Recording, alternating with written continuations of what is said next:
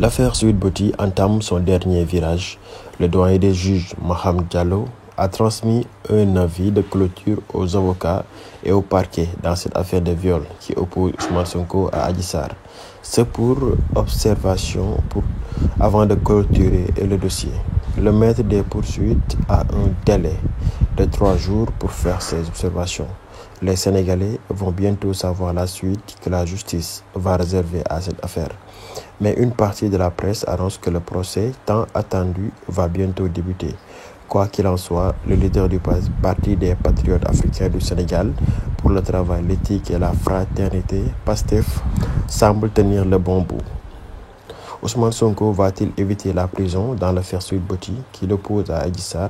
Cette question mérite d'être posée après les derniers développements dans ce dossier qui tient en haleine tous les Sénégalais.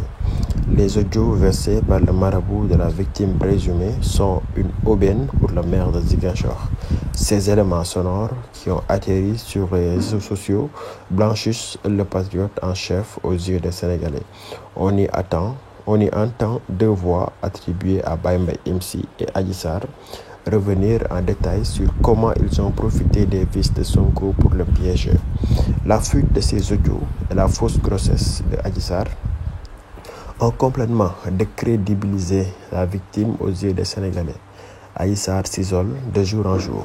Tous ses soutiens sont en train de la lâcher au moment où son bourreau présumé a sonné la corde offensive.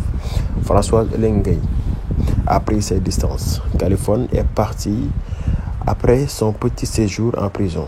Et aujourd'hui, Gabriel Kane, qui est sur le point de quitter le navire qui prend de l'eau.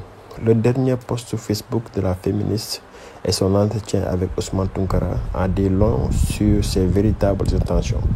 Mais ce beau monde a mal choisi son moment. Selon certains médias, le procès serait prévu pour le mois de février.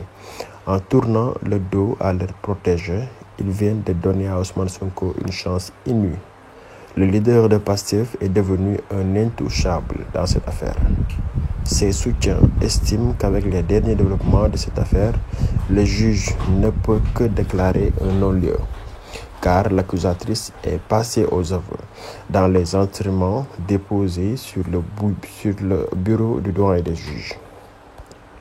Adji Sarr se retrouve ainsi au milieu du chaos entre ses déclarations incohérentes et la perte de ses soutiens. C'est ce moment que Ousmane Sonko a saisi pour contre-attaquer.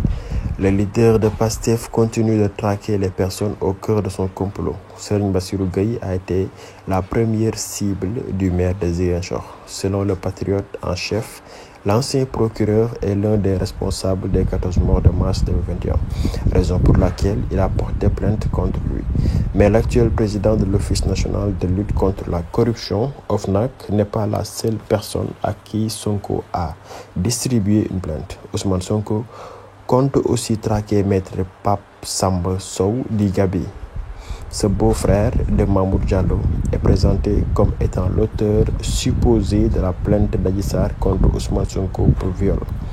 Cette plainte sera l'acte 2 de la contre-attaque de Sonko. Et le maire de Ziguinchor ne va pas s'arrêter en si bon chemin.